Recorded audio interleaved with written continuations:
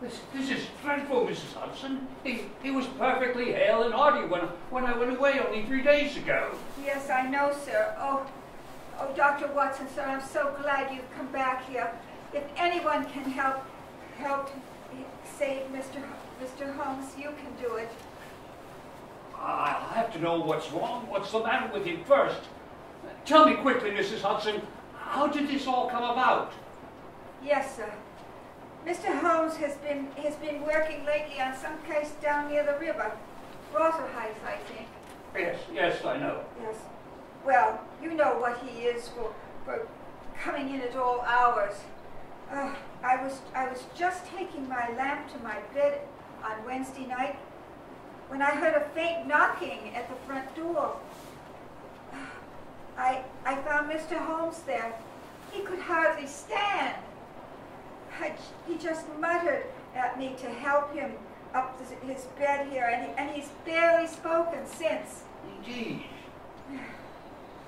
Won't take food or drink. He just lies there sleeping or staring in a wild sort of way. But goodness gracious, Mrs. Hudson, why did you not send for another doctor in my absence? Oh, I told him straight away I was going to do that, but he got so agitated. He shouted that he wouldn't allow any doctor on the premises. You know how masterful he is, Dr. Watson. Oh, indeed, but you could have telegraphed for me. Well, sir. But you didn't. Why, Mrs. Hudson? Sir, I don't like to tell you this, but... Well, Mr. Holmes said he wouldn't have even you come in to see him. What? Oh, this is monstrous. I, his best friend, and... Oh, wait. He's waiting. You go downstairs, Mrs. Hudson. I'll take care of him. No matter what he says, I'll see to it that the best thing is done for him. Thank you, sir.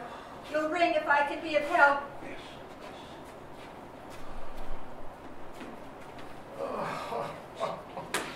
Holmes. It's I, Watson. Watson? We seem to have fallen on evil days. My dear fellow. Come, keep back! Back! Huh? Must keep away. Now, look here, Holmes. If you come near, I will order you out of the house. But... It's for your own sake, Watson. I have contracted a disease from Sumatra. It's very little known except it's most deadly. It's contagious by touch. So you must keep away. Oh, utter rubbish, Holmes. Mrs. Hudson said she helped you to your bed, and she's perfectly fine. There's a period of incubation.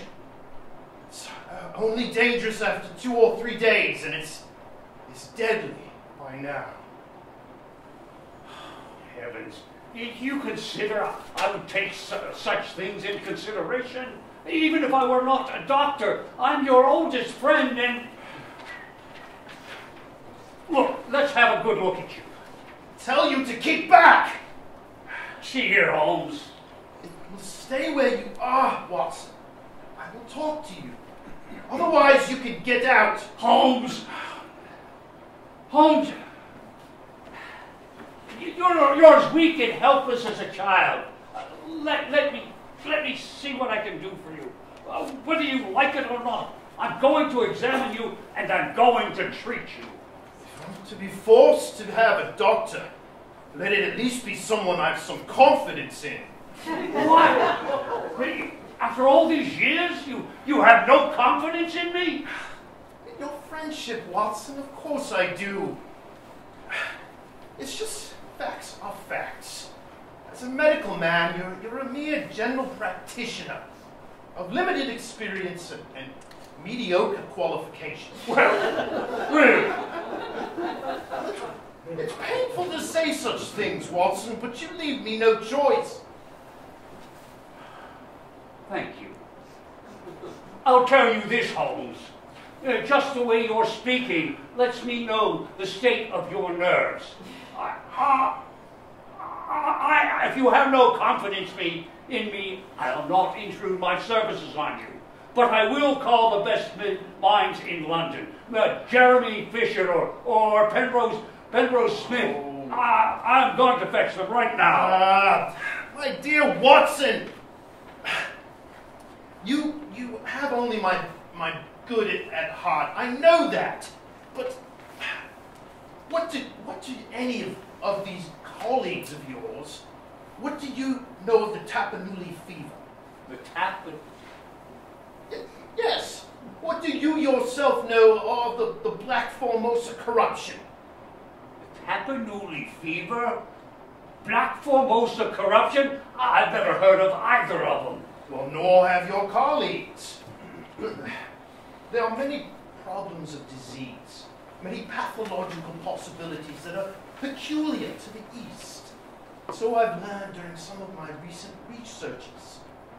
And it was in the course of one of them that I contracted this complaint. I assure you, Watson, that you can do nothing. Oh, can't I? I happen to know that the leading living expert on tropical disease, Dr. Ainstree, is in London just now. Son! All remonstrance is useless. I'm going to fetch him this instant. No! Hey? What? I tell you, Watson, will you just listen to me? But... Watson, I know you're looking out for my best interest. You will have your way. Only give me time. Time to collect my strength. What time is it now? It's 4 o'clock. Then it's 6. You can go. Oh, this is insanity. Only 2 hours, Watson. You may go then. Hey, this is urgent, man. I will see no one before 6. I will not be examined. I shall resist. Have it your own way. But I insist on staying right here. You need an eye keeping on you. Very well, Watson. At 6 we resume our conversation. But I must sleep. I feel exhausted. I wonder how a battery feels when it pours electricity into a non-conductor. Huh? At 6, Watson. We speak again.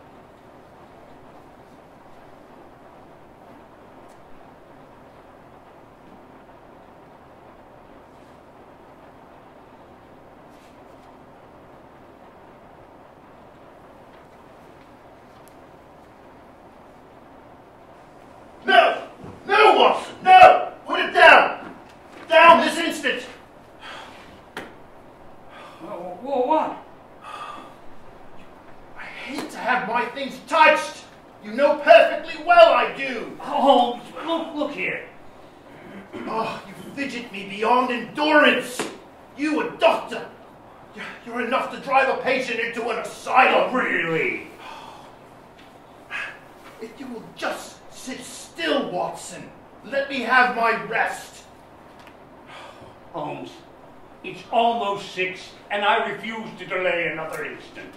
Really? Watson, do you have any change in your pocket? Yes. Any silver? Oh, yes, sir. A good deal. How many half crowns? 5? Ah, too few, too few. Well, such as it is, you may put them in your watch pocket. And the rest of your money you put in your left trouser pocket. It will balance you so much better like that. Yes, yes. Holmes, you're raving. This has gone too far. You will now light that lamp by the window, but not for one instant shall it be more than a half flame. Very well, Holmes. I implore you to be careful. Be careful, Watson. Yes, Holmes. No need to draw the curtains.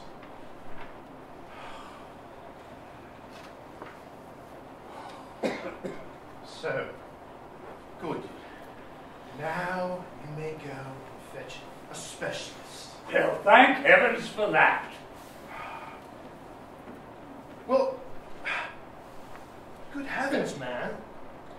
You gotta know who he is first. His name is Mr. Culverton Smith of 13 Lower Burke Street. Huh? It might surprise you to know that the one man who knows everything about this disease is not a medical man. He's a planter. Yes, but Culverton Smith, I've never heard. A planter? Yes, well, an outbreak of the disease there caused him to study it intensely. And I knew that you wouldn't find him in his study until 6, because that's when he does his researches. Oh, Holmes, I've never heard of such a thing.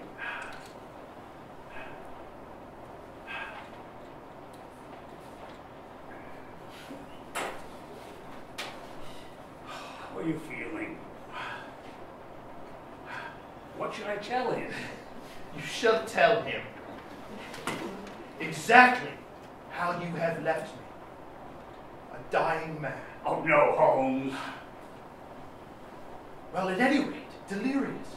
Yes, not dying. Delirious. I can't believe that the whole ocean bed isn't one solid mass of oysters. Oysters? Well, they're so prolific, you know.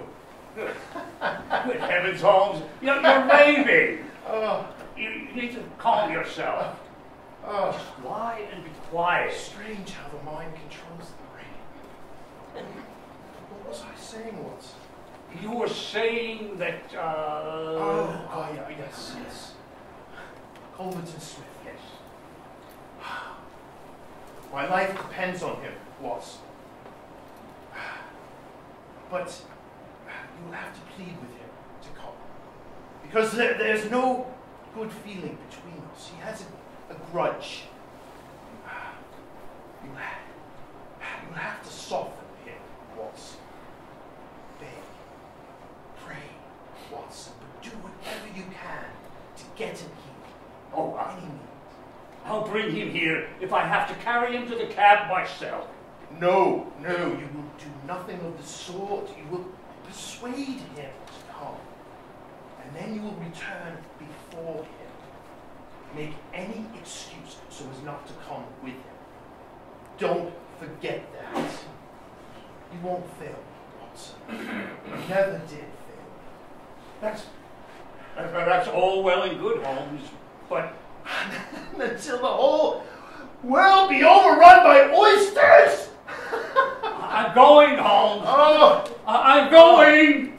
no doubt there are natural enemies which limit their increase, but no! Horrible! Horrible!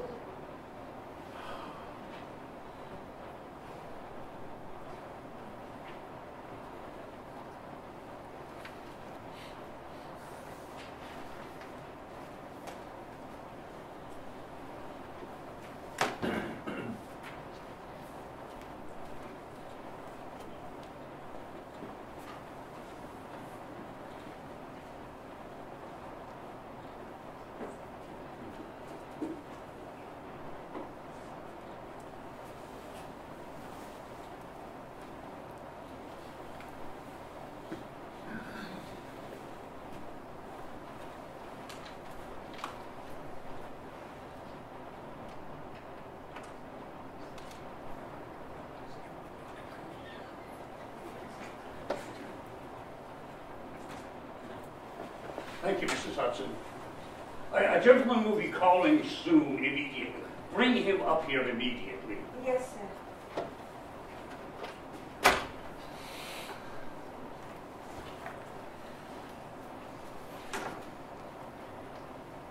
Watson. Yes, Holmes? How are you feeling? It's the same, I fear. Is Culverton Smith coming? Oh, he should be here any minute. I had trouble finding a cab. I thought he might arrive here before me. Well done, my dear Watson. Must say, Holmes, I'm only doing this to humor you. Frankly, I didn't like your planter friend at all. Oh? How so? Rudeness itself. He almost showed me to the door before I could even deliver your message. It wasn't until I said the name Sherlock Holmes that he quite changed. They won't say it was for the better. Tell me what he said. He said that he had some business dealings with you. That he respected your character and your talent. Described you as an amateur of crime in the same way he regards himself as an amateur of disease. Quite typical. And surely quite fair. Oh, quite fair if he hadn't thrown so much sarcasm into it. No, Holmes. You said he bears you some grudge. I'll mark my words. As soon as he leaves here, I'm going to fetch one of the better experts. Dear Watson, you are the best of messengers.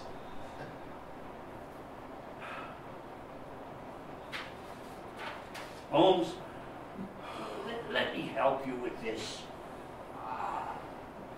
The whole of Great Britain would condemn me if I didn't help. Both of my cabmen were inquiring about you, and even Officer Morton was asking. Morton? Yes, Morton, of Scotland Yard. He was passing by as I just came in. Seemed quite disturbed. Scotland Yard? Concerned for me? How very touching. Well now, Watson, you may disappear from the scene. Disappear? Oh, no. I wish to be present when the so-called expert shows up. I want to hear what his expert opinion is. Yes, Watson. Well, I think that you may just find room behind the head of the bed. Hide? What, hide? Well, I have reason to suppose that his opinion will be much more frank and valuable if he imagines that he is alone.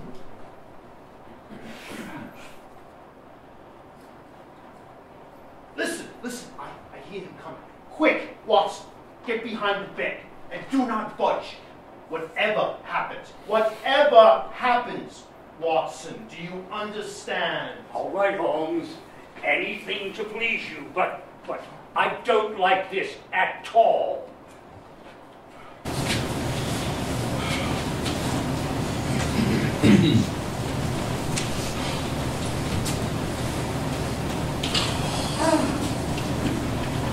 Oh, my goodness. Dr. Watson must have let himself out. No doubt he'll be returning very soon. That's all right, my good woman. You may leave me alone with your master. Yes, sir. As you wish, sir.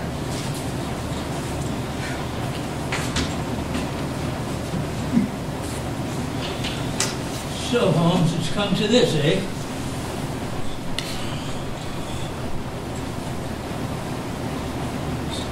Watson?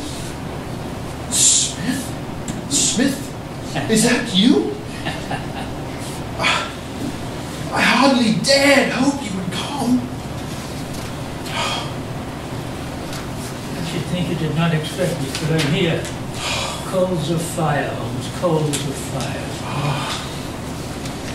I value your special knowledge. And you're the only man in London who does. You know what's the matter with you? Same as your cousin, young Victor. Victor was hale and hearty and died on the 4th day. Your outcome is much more grave.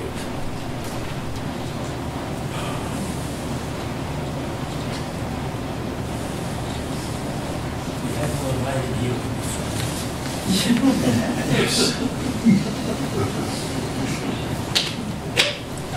don't have a bedside candle.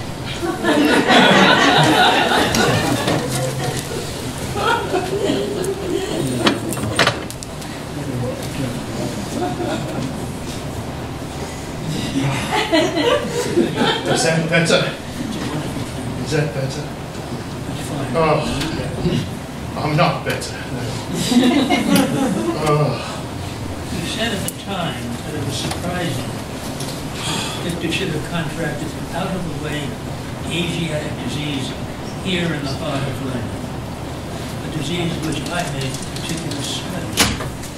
And now you, Holmes. Startling coincidence, eh? You're going to stop that nonsense about cause and effect and such. I knew that you caused Victor Savage's death.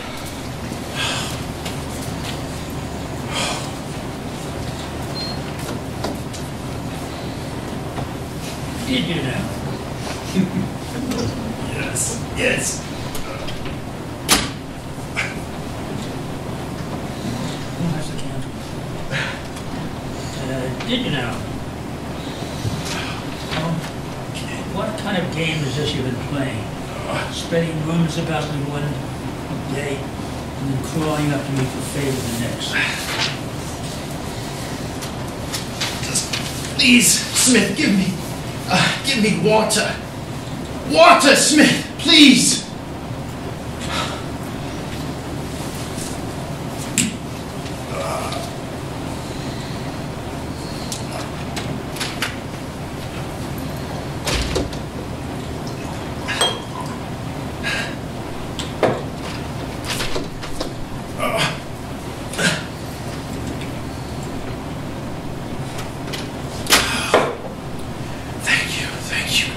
Thank you, Smith. Please, just cure me, and I promise I will forget it. Forget what? Forget that you caused Victor Savage's death. He was good at admitting it just now, that you've done it. I swear I will forget it. Forget it and remember it. You can do what you want. I don't see you at a witness box. More likely a box in a different shape. But first you must hear how it all came about. Working amongst Chinese sailors down at the docks. Not proud of your brain, are you? Think you're smart.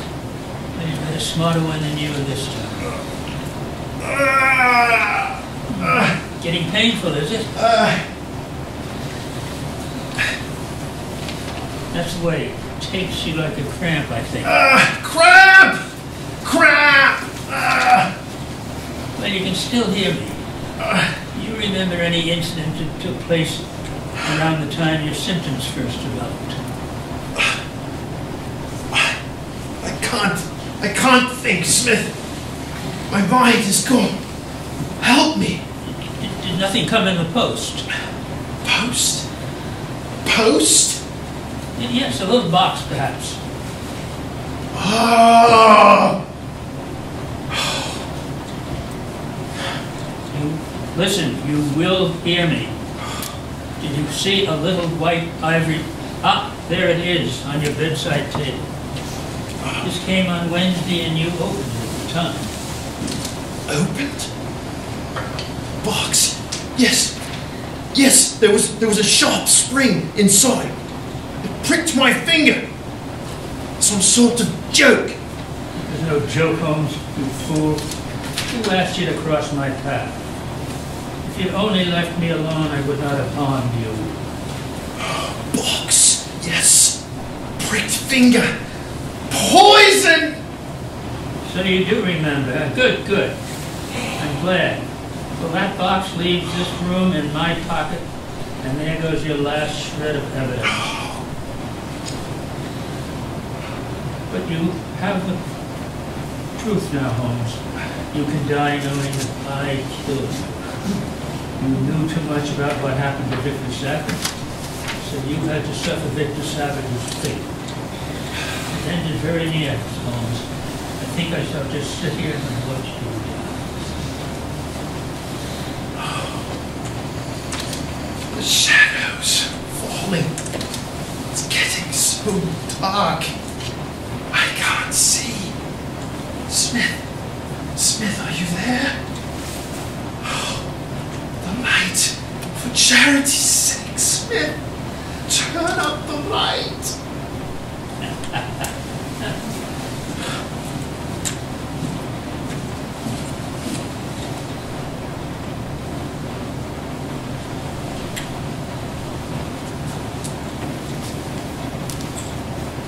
Entering the valley of the shadow, eh, Holmes? I'll turn up the light as I just did. And you can watch, but I can watch your face more clearly. There, now, is there anything else I can do in the way of service? Yes, Smith, you can get me my match and a pipe. What in the blade is the meaning of this? The best way to successfully act a part is to be it. I tell you that for the last 3 days I have neither tasted food nor drink, so you were good enough to pour me that glass of water. But it's the tobacco that I find most irksome. Hello? Hello? Do I hear the step of a friend? It's almost...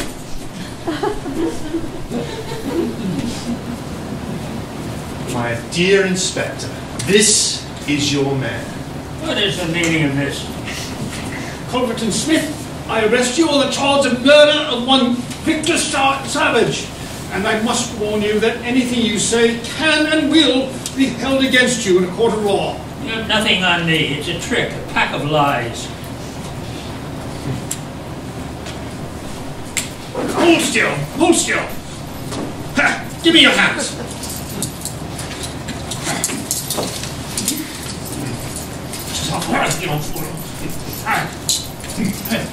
There. By the way, Inspector, you will find in the box, in the coat of your prisoner, a small box. But, pray, put it on the table, but handle it gingerly. It may play its part at his trial. Trial? You'll be the one in the dock, Holmes. Inspector, he asked me to come here. He was ill, I came to do him a favor. Now he'll cook up any story he wants to support his bizarre assertions. Holmes, my word is as good as yours. Huh. Well,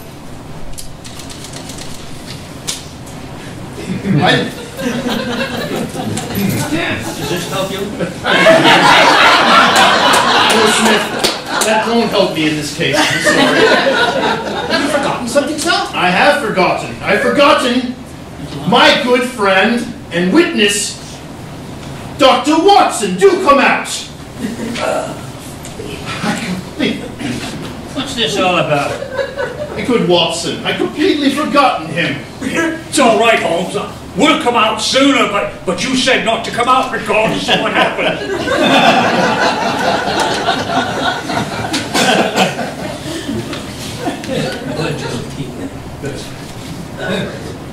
Budge. It wasn't a budge. What's this all about? Well, let me tell you what this is all about. I needn't introduce you to my witness and my friend, Dr. Watson. I understand that you met somewhat earlier in the evening. You mean you had this all planned? Of course. To the last detail. And I may say that I carried it out very well, with your assistance, of course. Mine? Well, yes, you saved an invalid trouble by giving my signal to Inspector Morton, who was waiting outside. You turned up the lamp. I'd best be kicking along now, sir. Come on. See you down the yard perhaps tomorrow, Mr. Holmes? Very well, Inspector, and many thanks. Fine, Inspector. Well, Holmes. Well, Watson, you'll find a bottle of claret over there. It's uncorked. And some biscuits in a barrel. If you'll be so kind, I'm badly in need of both. Oh, certainly. You know, Holmes, it seems pretty, well, elaborate plan to catching this fellow alive. I mean, taking in Mrs. Hudson and myself. Yes. You scared us half to death. It was very essential, Watson, that I should make Mrs. Hudson believe in my condition. She was to convey it to you, and then you to him. Well, pray do not be offended, my dear Watson. You must admit that among your many talents, dissimulation scarcely finds its place. If you had shared my secret, then you would never have been able to impress upon Smith the urgent necessity of coming to me. It was the vital point of the whole scheme. I knew his vindictive nature, and I knew that he would come to gloat over his handiwork. But your appearance, your face, why, you really do look ghastly. Well, yes, Watson, 3 days of absolute fast does not do anyone any good. But as you know, my habits are irregular compared to most men. And for the rest, there's nothing that a sponge won't cure. Vaseline for the glistening forehead, belladonna for the watering of the eyes, rouge over the cheekbones, and crust of beeswax round one's lips. And the babbling about the oysters. I've often thought about writing a monograph on the subject of malingering.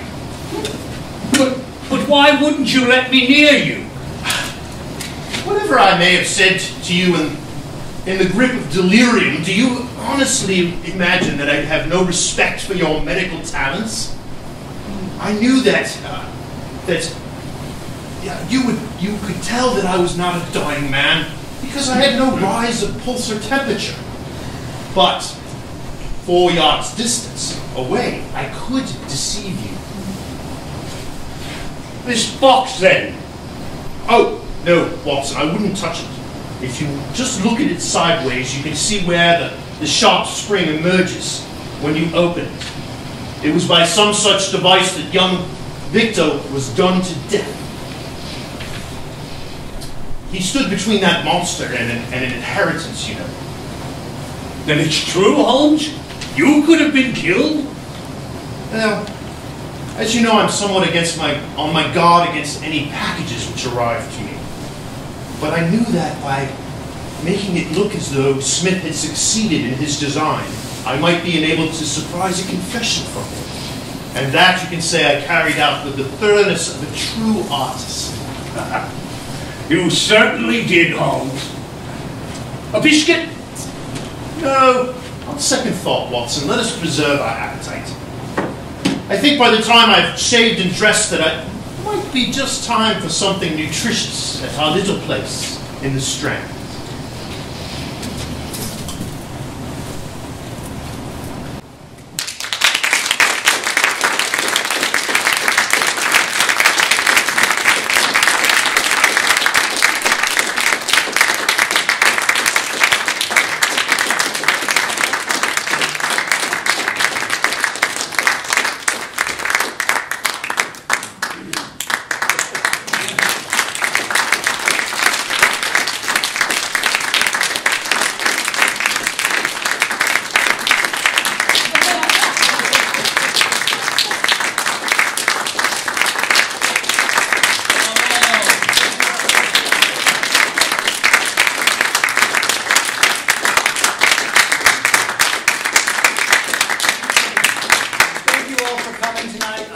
enjoyed the show, and if you really liked it, you can come back tomorrow again.